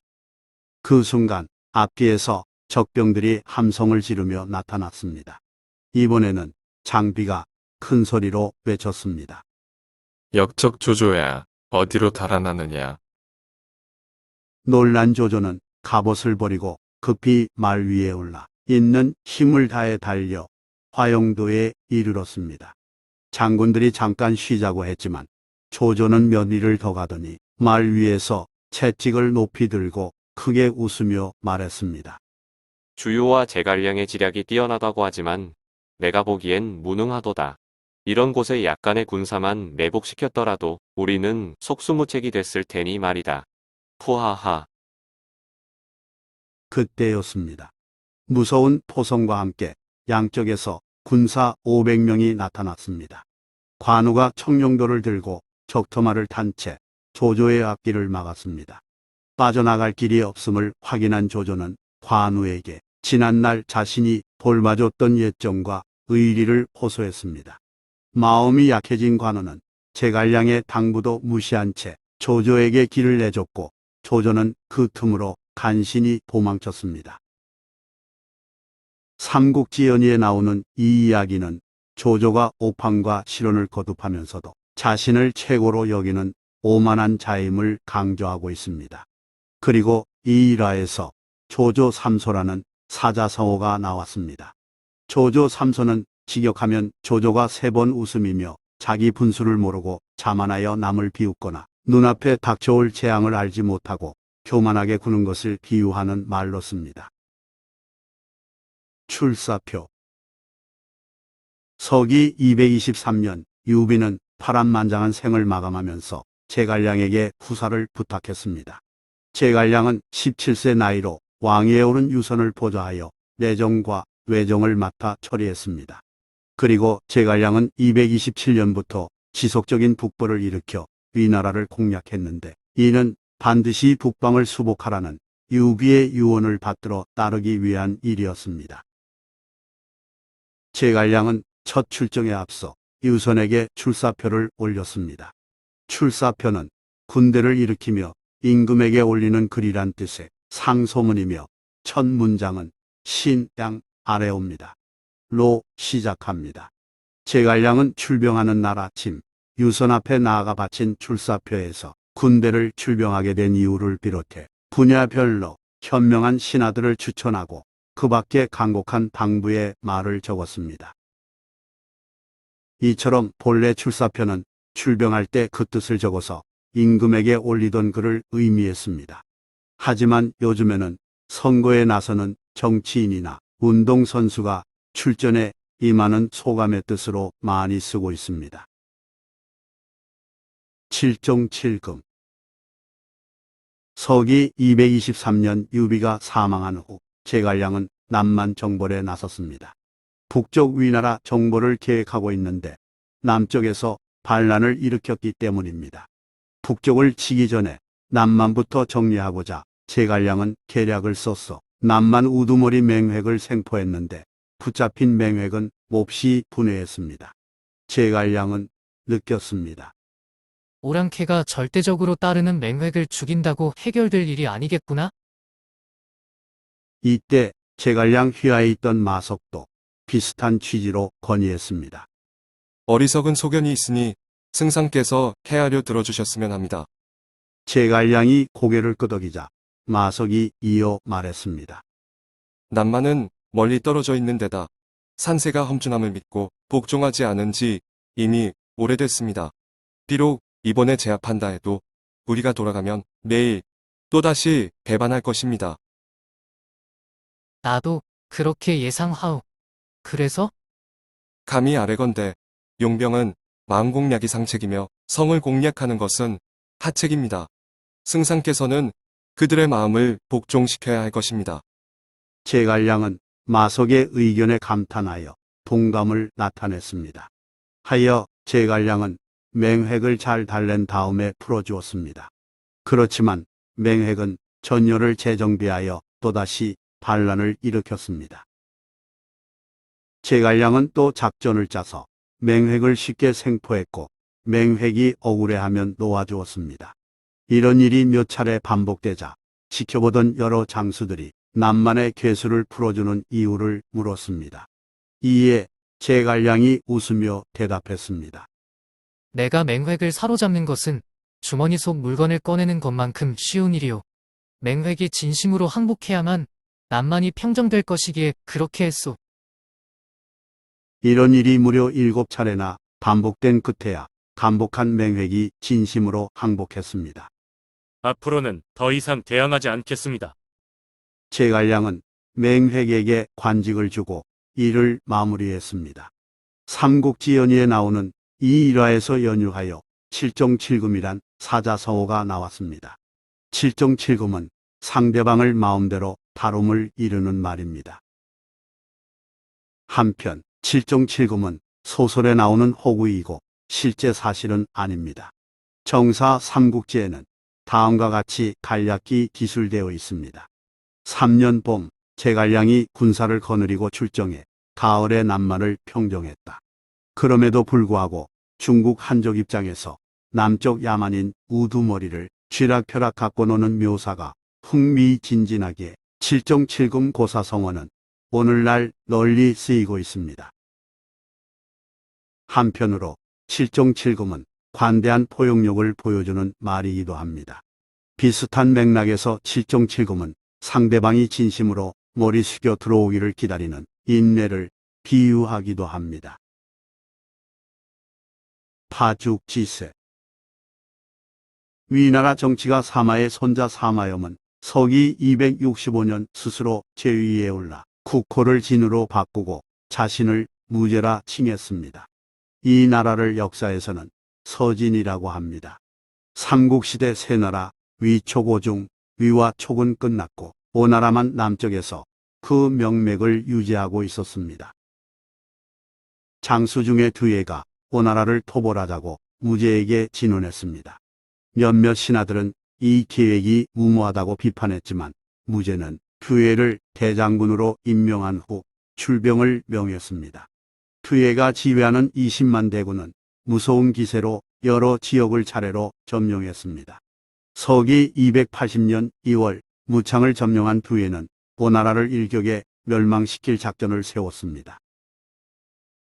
여러 장수들이 참석한 작전회의에서 한 장수가 조심스럽게 건의했습니다. 지금 오나라 도읍을 치기는 어렵습니다.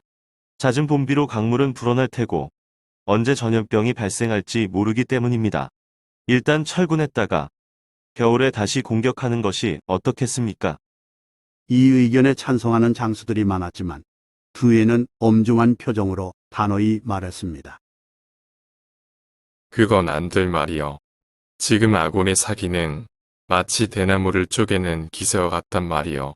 대나무는 처음 두세 마디만 쪼개면 이후에는 칼날이 닿기만 해도 저절로 쪼개지는 법인데 어찌 이런 절호의 기회를 버린단 말이요. 이윽고 두예는 정군을 휘몰아 오나라 도읍 건업으로 쇄도하여 단숨에 공략했고 그러자 오왕 선호가 항복했습니다. 이로써 진나라는 삼국시대를 끝내고 천하를 통일했습니다.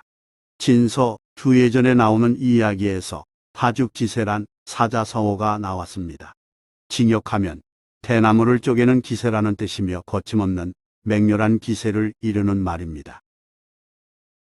할석분좌. 한나라 말기 관영과 화엄은 젊었을 때 같이 공부했습니다. 둘의 성격은 크게 달랐습니다. 관영은 검소하고 학문을 즐겨 부귀에 관심을 두지 않았으나 화엄은 그렇지 않았습니다. 어느 날 두 사람이 함께 밭에서 김을 매다가 금덩어리를 발견했습니다. 이때 관영은 즉시 호미질을 해 흙으로 덮고는 돌이나 기와 조각처럼 여겼습니다. 하지만 화엄은 만져본 뒤에 던져버렸습니다. 또 어느 날 두 사람이 같이 앉아 책을 읽고 있는데 밖에서 고관 행차 소리가 들렸습니다. 관영은 자세를 바꾸지 않고 계속 독서한 반면 화엄은 책을 덮고 나가 행차를 구경한 뒤 돌아와서 말했습니다. 의관이 참으로 멋지더군. 그러자 관영은 칼을 꺼내 함께 깔고 앉던 돗자리를 갈라 따로 앉으며 말했습니다. 너는 나의 친한 벗이 아니다. 세설신호에 나오는 이 이야기에서 할석분좌라는 사자성어가 유래했습니다.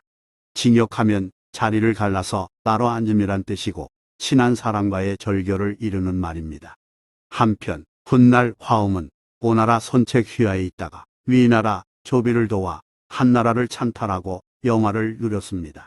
그러나 관영은 위나라에서 내린 벼슬을 끝내 사양했습니다. 행림춘만. 삼국시대 오나라에 동봉이라는 명의가 있었습니다. 그는 산속에 살면서 사람들을 치료해 주었는데 그의 집은 언제나 진찰받으러 온 사람들로 온종일 붐볐습니다. 동봉은 다른 의사들과 달리 환자들로부터 치료비를 받지 않았고 그 대신에 병이 치료된 후 환자에게 살구나무를 심으라 말했습니다. 중병은 5그루, 가벼운 병은 1그루를 심게 했습니다. 몇 년 후 그의 집은 수십만 그루의 살구나무가 무성한 숲을 이뤘습니다. 사람들은 동봉을 신선처럼 여겨 동선이라 불렀고 집 주변의 살구나무 숲을 동선행림이라고 불렀습니다. 살구나무 숲에는 수많은 곤충과 동물들이 살았으므로 마치 김을 맨 것처럼 잡풀도 나지 않았습니다. 여름이 되어 살구가 익자 사람들이 살구를 사러 왔습니다. 이때 동봉이 창고를 가리키며 말했습니다. 살구를 사려는 사람들은 내게로 와서 굳이 알릴 것 없이 알아서 가져가시오. 곡식 한 바가지를 저기 창고에 넣은 후 살구 한 바가지를 가져가면 됩니다. 하여 사람들은 살구가 익을 때면 동봉집을 찾아와서 쌀 한 그릇과 살구 한 그릇을 맛바꾸었습니다. 덕분에 동봉의 창고에는 쌀이 가득했습니다. 이따금 쌀 반 그릇을 넣고 살구 한 그릇을 슬쩍 따가는 이들도 있었는데, 그럴 때면 어디선가 호랑이 한 마리가 나타나서 이들을 쫓아냈고, 빈손으로 살구를 따간 사람을 호랑이가 그 집까지 쫓아가서 물어 죽였습니다. 이후 아무도 양심을 속이려 하지 않았습니다. 동봉은 이렇게 하여 모인 쌀을 팔아서 가난한 이들을 도왔으며 나그네들에게도 아낌없이 주었습니다. 해마다 무려 3,000곡을 썼으며 동봉은 어느 날 신선이 되어 승천했다고 합니다. 진나라 가롱이 쓴 신선전에 나오는 이 이야기에서 행림춘만이란 사자성어가 나왔습니다. 행림춘만은 직역하면 살구나무 숲에 봄이 가득함이며 의술이 고명하거나 인수를 베푸는 일을 이룹니다. 예만행림이라고도 말하는데 살구나무 숲에 명예가 가득하다란 뜻입니다. 허허, 실실. 적벽대전을 승리로 이끈 제갈량은 사전에 조조의 테러를 차단해 후환을 없애려 했습니다. 제갈량은 조조가 방심할 만한 장소마다 군사를 매복시킨 후 공격하게끔 지시했습니다. 제갈량의 예상대로 조조는 움직였고, 조조는 제갈량을 비웃다가 갑작스레 등장한 복병에 놀라 혼비백산 달아나는 처지가 됐습니다. 조조에게 마지막 위기는 화영도에 있었습니다. 그곳은 앞뒤에서 공격당할 경우 도저히 도망칠 수 없는 장소였기 때문입니다. 화영도를 담당한 장수는 관우였는데 사실 제갈량과의 다툼 끝에 그 자리를 지켰습니다. 그 이전 작전에 의해서 제갈량이 임무를 맡기지 않자 관우는 따지듯 항의했습니다. 제갈량은 관우가 조조에게 큰 신세를 진 적이 있으므로 의리 때문에 틀림없이 살려보낼 것이라 염려했습니다. 관우는 만약 조조를 살려보낼 경우 군법에 따라 목숨을 내놓겠다고 말한 뒤에야 임무를 부여받았습니다. 이때 제갈량은 관우에게 화영도에서 모닥불을 피워 조조를 유도하라고 알려줬습니다. 관우는 황당한 표정을 지으며 반박하듯 말했습니다. 매복하려면 조용히 숨어 있어야지. 왜 불을 피운단 말이오? 적들이 연기를 보면 당연히 도망칠 텐데 어찌 조조를 잡겠소? 병법에 허허실실이라는 게 있소. 허한 곳은 실한 듯, 실한 곳은 허한 듯 꿈이라는 뜻이지요. 조조는 병법에 능해 우리가 허세를 부린다 생각하고 반드시 그리로 올 것이오. 관우는 지시대로 불을 피워 연기를 냈습니다. 화영도에 이른 조조는 갈림길에서 잠시 갈등했습니다. 장수들은 연기 없는 길로 가자고 말했지만 조조는 매복을 염려해 연기 나는 길을 택했습니다. 그러다 조조는 골짜기 깊은 곳으로 들어섰을 때 관우를 만났습니다. 절체절명 위기에 빠진 조조는 관우에게 몸을 굽히며 목숨을 구걸했습니다. 부디 예정을 생각해 우리를 풀어주시오. 당신은 신의를 중시하는 사람 아니냐는 조조의 호소에 관우의 마음이 흔들렸습니다. 결국 관우는 군사를 물러나게 해서 조조에게 길을 열어주었습니다. 관우는 제갈량에게로 가서 군령을 어겼으니 책임지겠다며 죽음을 청했습니다. 제갈량은 군법대로 처형하고자 했습니다. 하지만 유비가 막아서며 용서를 구하자 제갈량은 마지못해 관우의 목숨을 살려주었습니다. 삼국지연의에 나오는 이 이야기에서 허허 실실이란 말이 나왔습니다. 징역하면 허와 실이 일정하지 않음이며 상대방 허점을 찌르고 실리를 얻는 계략을 의미합니다.